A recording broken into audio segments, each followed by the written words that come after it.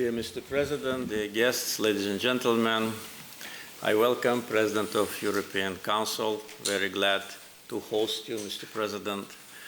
We met twice last year and had very good discussions. And as you remember, I invited you to visit Azerbaijan, and I'm grateful that you accepted my invitation. We pay very big importance to your visit. I'm sure that it will play an important role in further development of our bilateral ties, which developed very successfully, especially during the recent period of time. We have very active dialogue. Members of the European Commission visited us several times last year and this year, so on different levels we are in active phase of partnership. I looked at some economic figures, and this January 50% of our trade turnover was trade with European Union. Last year it was a little bit lower, but it really demonstrates that for us, European Union is a trading partner number one. And I'm sure with the new projects, with the new investment opportunities, and investment go in two directions. We are also actively investing in Europe now. Our trade turnover will definitely grow.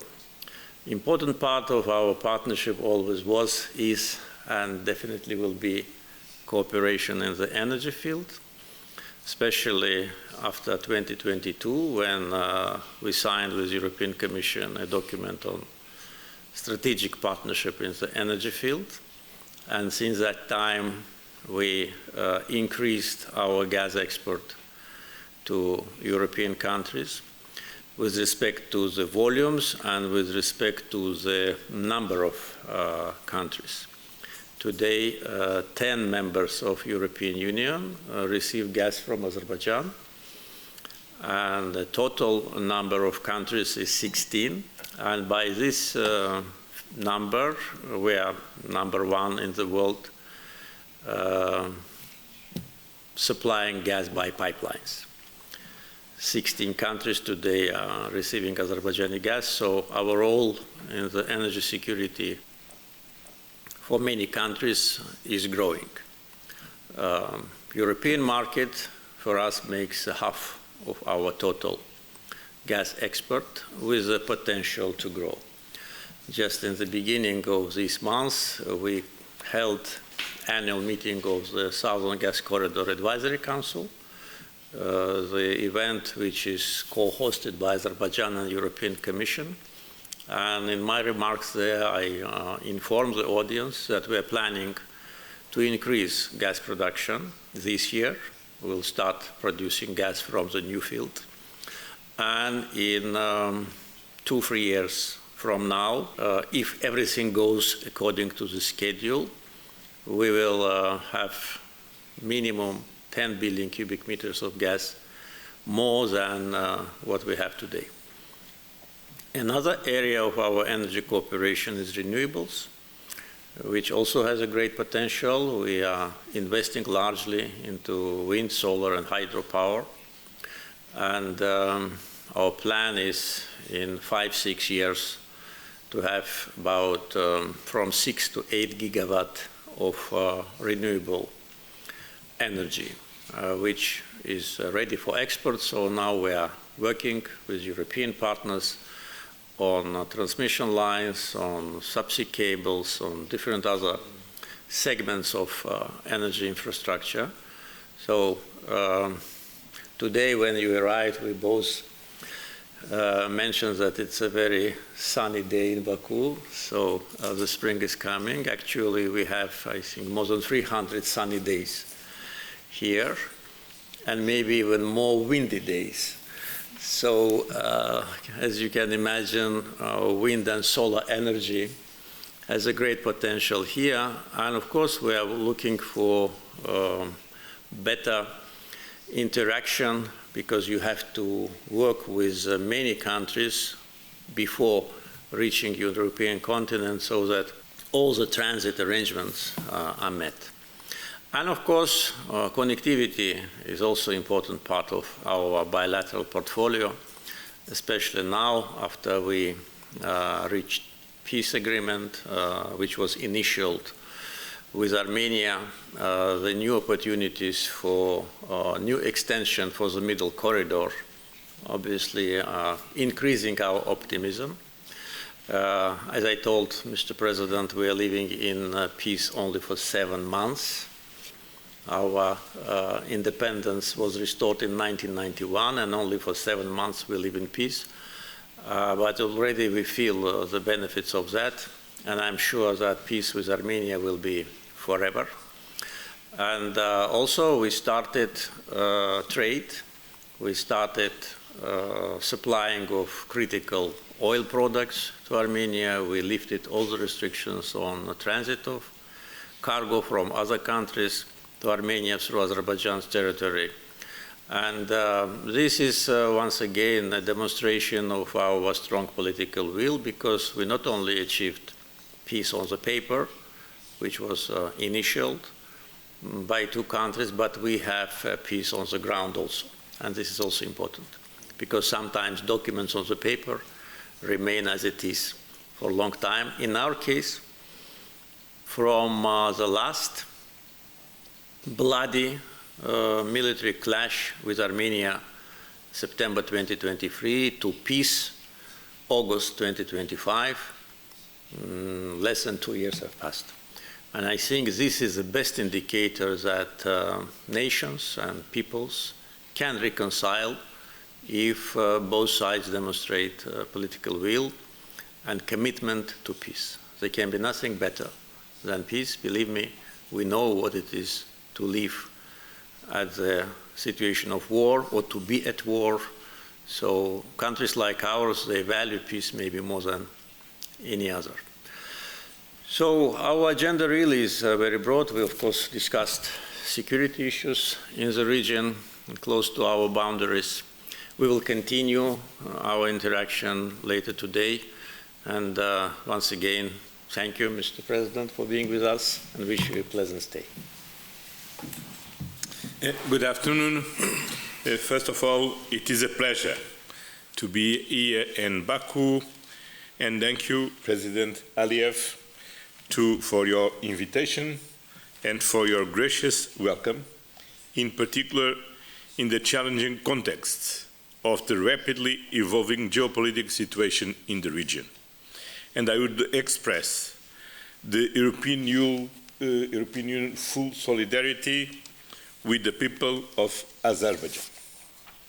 And please let me extend my sincere appreciation for the assistance that Azerbaijan has provided to European citizens to facilitate their safe repatriation from Iran. The Republic of Azerbaijan is a key partner for the European Union. Over the past year, we have revitalized our relationship. And today's meeting is a clear sign of our shared commitment to further cooperation, especially in the areas of security, energy, digital, and transport, and to make full use of the existing dialogue mechanisms, including security and human rights. We are now working on a new framework for a closer cooperation between the European Union and Azerbaijan. This sends a strong signal of our joint vision for the future. We are also exploring ways to deepen our cooperation in defense and security.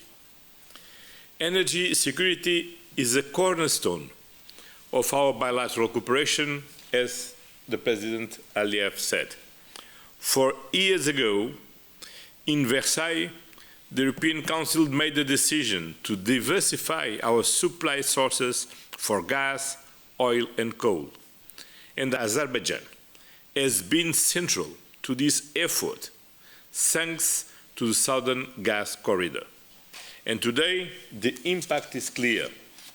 With the war in Iran shaking global energy markets, our energy partnership is more important than ever, and the European Union stands ready to mobilize private investment and financing to support Azerbaijan's energy transition. We also encourage greater involvement of European clean tech companies in your ambitious plan. Connectivity is another crucial area of our cooperation.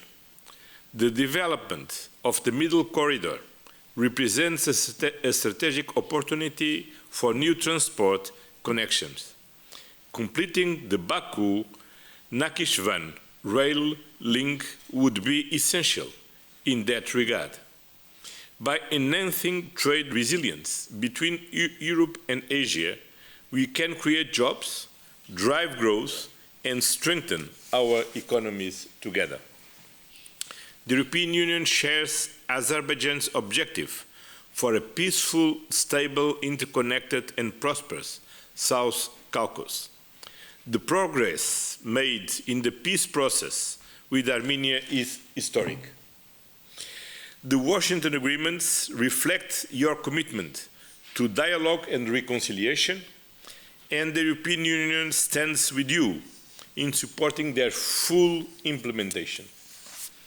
We know that true peace is built not only on political agreements, on paper, as you said, but on the daily lives of people, on economic ties, trade, and shared prosperity. Strengthening economic interdependence is the surest path to long-term stability, and the European Union is ready to help unlock these opportunities for the benefit of all. Azerbaijan's regional role is more important than ever. I want to recognize the challenges you face in view of the dangerous military escalation in Iran and the Middle East that has also reached you. Let me express once again, in the name of the European Union, my full solidarity with Azerbaijan and its people. We condemn in strongest terms the recent attack by Iran on the Nakhchivan airport. It is essential to safeguard regional security and stability in full respect of the principles of the United Nations Charter and international law. The European Union remains committed to working with all partners through dialogue and diplomacy to de-escalate tensions and protect civilians. Further escalation threatens not only the Middle East, but also Europe and the wider world.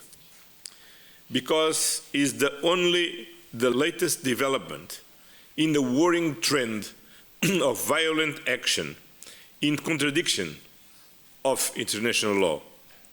Russia's war of aggression against Ukraine is now in its 5th year, and it remains an existential threat to Europe and a destabilizing force globally. Against this backdrop of global instability, it is more important than ever to strengthen the ties between us.